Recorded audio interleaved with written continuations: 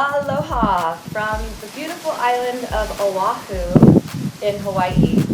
I am Colleen, and today I'm going to be showing you a tutorial on an isolation variation sequence that I've been playing with.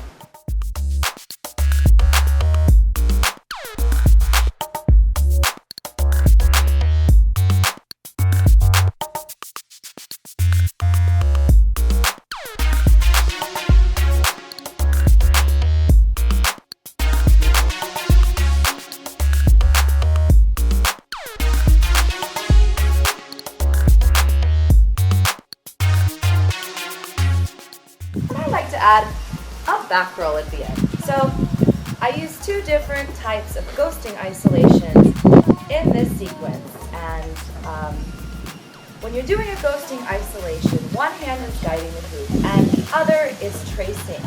So the first part of this sequence looks like this.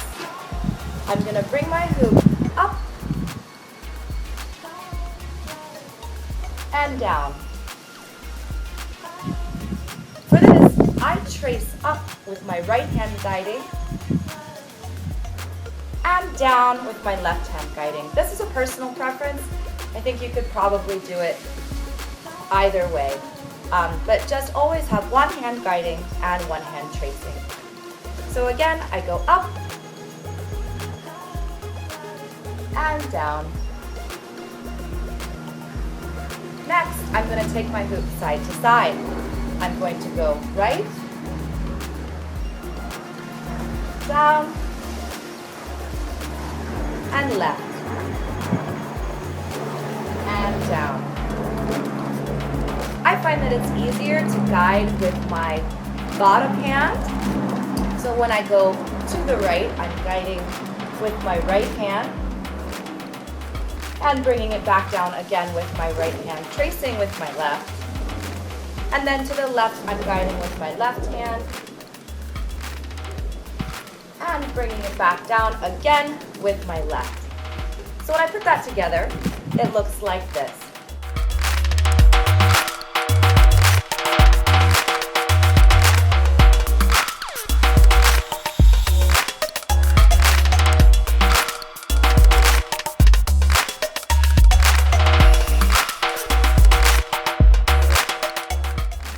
Okay, so the next part, the next ghosting isolation that I use, I bring my hoop here,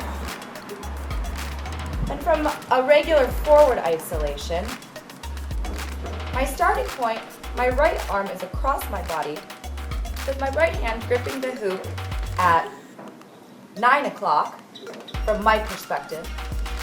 I'm going to take my left hand. So for this particular ghost isolation, my bottom hand is always going to be the one guiding the hoop, while my top hand will be the one tracing. So I have my right arm across my body. I'm going to place my left hand. This is my tracing hand, so I'm just very lightly, not gripping the hoop, just lightly placing my hand here. Palm is up. I'm going to trace the hoop. I want my hands to reach 12 o'clock and 6 o'clock at the same time, and then come back across to meet on the other side at 3 o'clock. You can do this continuously by then switching your hands. So my right hand comes to the top, palm is up, and I trace back to the other side. So again, left hand flips, trace, and then switch.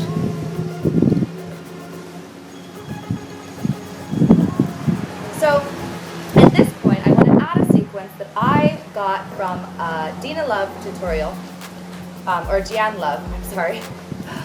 I love her tutorials. I find them so helpful, so informative, and so easy to follow.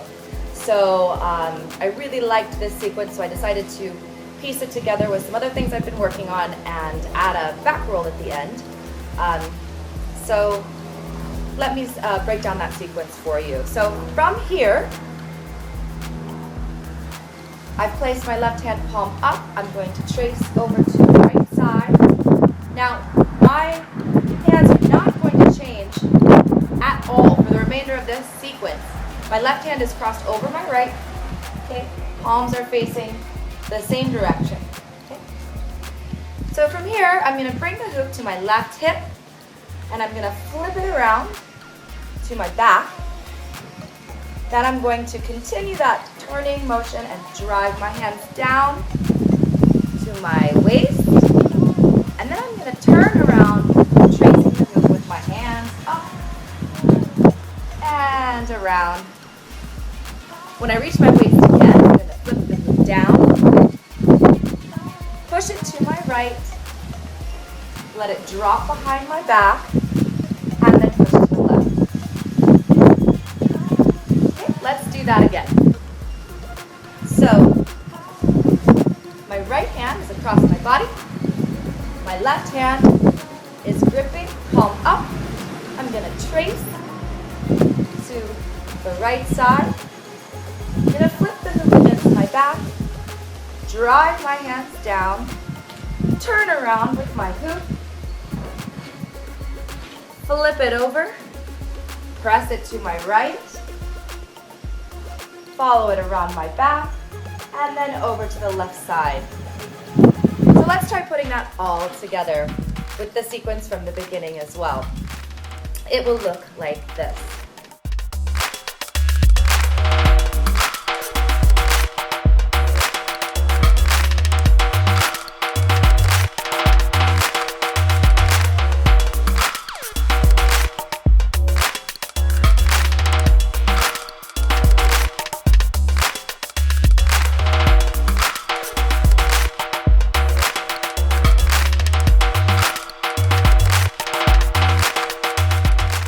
Add a back roll at the end. So I hope you find this helpful and you enjoyed it.